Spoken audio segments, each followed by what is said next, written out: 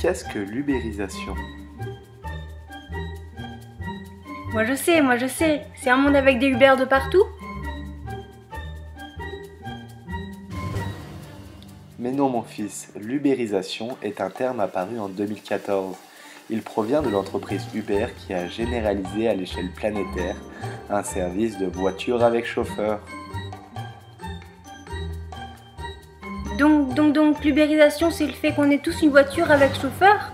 Mais c'est génial, plus besoin d'être Premier ministre. Mais non, laisse-moi t'expliquer. L'ubérisation, c'est le fait que les nouvelles technologies permettent de mettre en relation les demandeurs de services et les offreurs de services de manière quasi instantanée et avec des prix faibles. Par exemple, pour Uber, l'application permet aux personnes qui cherchent un véhicule, les demandeurs de services, d'être mis en relation avec des chauffeurs VTC, les offreurs de services, et tout ça avec des coûts bien moins importants.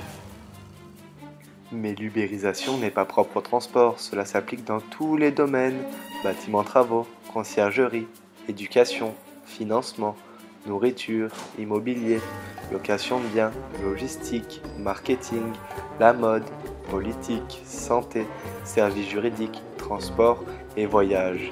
Par exemple, tu te rappelles quand on est parti en vacances à Paris, on logeait avec Airbnb, la plateforme de location de logement entre particuliers.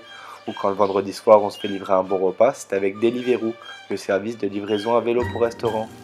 Bah dis donc, ça doit créer beaucoup d'emplois tout ça.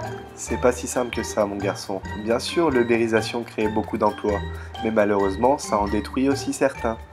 Néanmoins, l'ubérisation élargit souvent les marchés déjà existants, grâce à leur baisse des prix ou les innovations d'utilisation.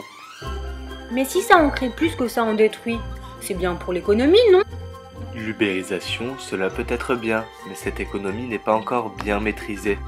Elle profite du statut d'auto-entrepreneur et des vides juridiques pour bafouer les droits des employés et les règles habituellement utilisées sur le marché. Moi je vais t'expliquer la vérité mon petit-fils.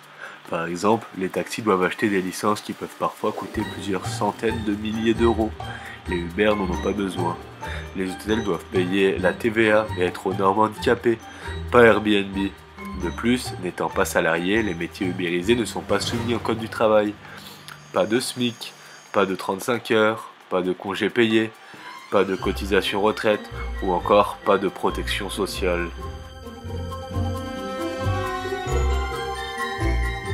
Moi, même si je suis un enfant, je pense qu'il faut attendre un peu avant de juger, grand-père. Quand même, avec ça, si plus tard j'ai envie de travailler, je peux, sans demander à personne. L'ubérisation, c'est compliqué, mais je crois que j'ai compris. Merci beaucoup de m'avoir expliqué.